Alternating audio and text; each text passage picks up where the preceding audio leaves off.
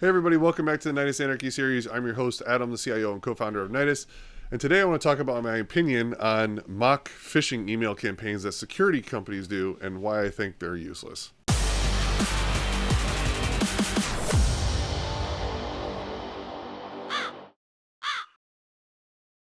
So we've all gotten these things, right?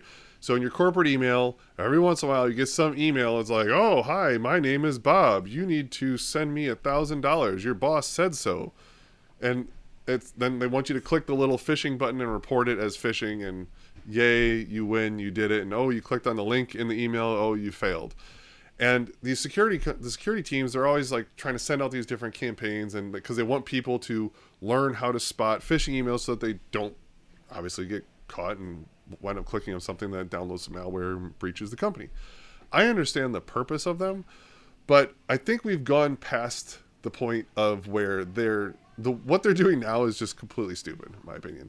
Because all of these phishing emails, we know they're phishing emails when you look at them. You know it's the campaign. It's like, oh, hey, this is the CEO. I want to give you a gift card. Just click here so I can give it to you. And you're like, what? Okay, phishing.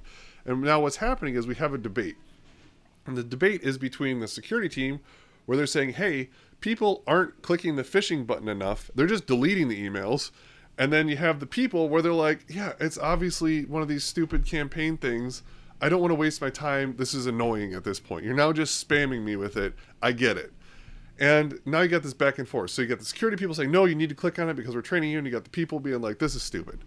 Now, how do we fix the problem? Well, here's what I propose. What I propose is that you need to make the phishing campaigns actually match more like what's actually happening. Like, people aren't falling for these dumb things like, oh, did you notice the typo? Did you notice the weird domain? Did you notice whatever? It's like, no, you need to make phishing campaigns that are seriously legit and very difficult to test. So therefore, when people click on the links, they get busted way more frequently, because then people are going to think, oh, wow, I totally did not catch that.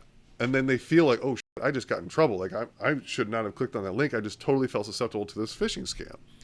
Because then they're going to be like, wow, this is what I need to look for, and I need to be way more careful about what I'm looking for. Because right now, when some prince from Nigeria wants to offer you some free gold if you send them some money, everyone already kind of knows that these are BS, right? So why are we training people to find things that aren't actually going to be happening? What's the real way that people are phishing, and spear phishing specifically, is a lot more elaborate. So these phishing campaigns, these mock phishing campaigns, should be more elaborate. They should be way more harder to detect. They should spoof the email address. They should have more relevant confirmation in there. Like, hey, look, I know your social security number. It ends in the last 4 digits of this.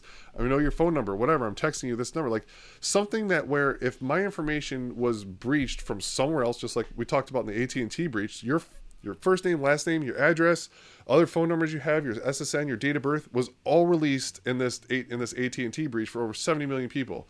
And all that information can then be taken and be like, oh, well, I'm going to go and see where they work. And you find out where they work because it's posted on LinkedIn. Now you have all this personal information about them. You know where they live. You can find all their family member stuff. So now you have their phone number, right? Because it's an AT&T breach for cell phones. So you shoot them a text, shoot them an email and say, hey, look, and you can give them personal information that they know, and you can make this thing look really real. That's what a real phishing campaign is going to look like.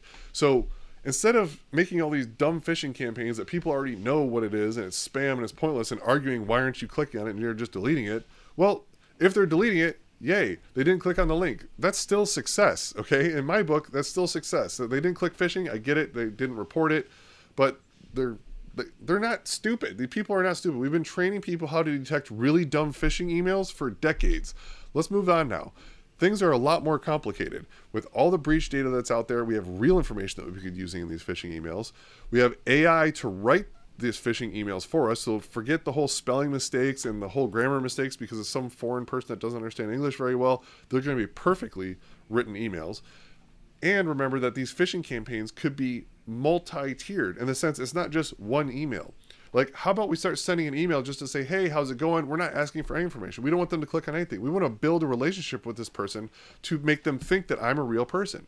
And then 10, 15 emails later, now I'm going to send them an email to do something. I bet they're a lot more susceptible to click on the link at that point, because that's how a phishing email campaign works. If you really want to breach something, you need to build rapport with people. You need to get past all these really stupid mistakes that supposedly are in all phishing emails. Oh, look for typos, look for wrong names, that's not happening. For the breaches that occur, it's not coming from those dumb emails. So just level up the game, and people be a lot more susceptible to clicking on it. And then they'll be like, oh crap, I do not know the difference between a real email and a phishing email. This is crazy. Now you're going to have their attention. Now they're going to be more paying attention to what they're clicking on. They're also going to be paying a lot more attention to when you talk and explain how to find this stuff, because they're like, man, I don't know. I cannot figure out the difference. I need your help.